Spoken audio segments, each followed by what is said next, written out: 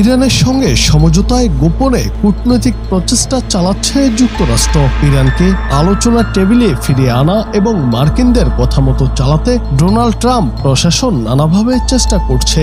এই বিষয়ে কয়েকটি সূত্র সিএনএনকে গুরুত্বপূর্ণ তথ্য জানিয়েছে।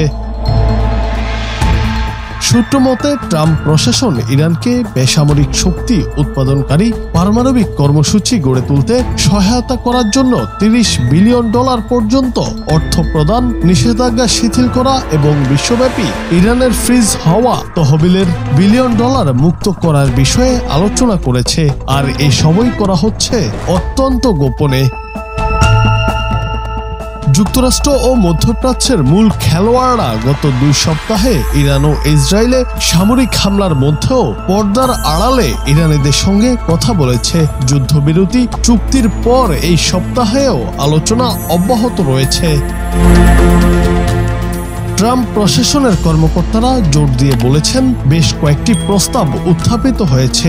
এগুলো প্রাথমিক ও ক্রমবর্ধমান। তবে একটি আলোচনাযোগ্য শর্ত বহাল রয়েছে, তা হলো ইরানের ইউরেনিয়াম সমৃদ্ধকরণ শূন্য হতে হবে।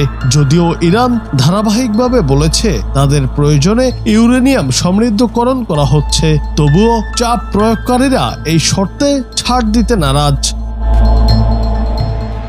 যুক্তরাষ্ট্র বলছে ইরান শান্তিপূর্ণ বেসামরিক উদ্দেশ্যে পারমাণবিক কর্মসূচি চালু রাখতে পারে, তবে সেই কর্মসূচির জন্য ইউরেনিয়াম সমৃদ্ধ করতে পারবে না। পরিবর্তে ইরান সমৃদ্ধ ইউরেনিয়াম স্বল্প মাত্রায় আমদানি করতে পারবে। কতটুকু খরচ হচ্ছে তা পর্যবেক্ষকদের নিয়মিত জানাতে হবে। তবে ইরানও যুক্তরাষ্ট্রের এসব চাপিয়ে দেওয়া শর্ত মেনে নিতে নারাজ।